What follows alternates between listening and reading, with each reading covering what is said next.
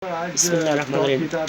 Pakistan won second ODI against West Indies, won by 120 runs, and West Indies all out 155 runs. And Babar Azam is giving interview. His interviews in Urdu.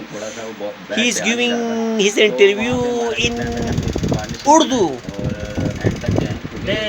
He said that Babar Azam is saying view in an interview. He said that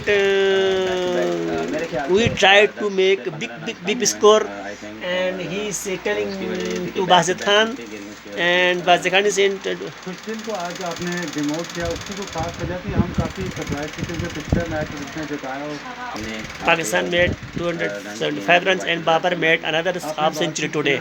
आपको शक था कि इतना spin होगा और इतनी अच्छी recovery He is a होगी clever and captain for Pakistan side, and he said he is a good confidence, and Nawaz bowled well,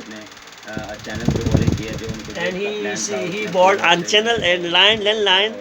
He is talking about Nawaz, and crucial time Nawaz give a good response on this pitch. Bazid Khan said very well played, good luck and relax.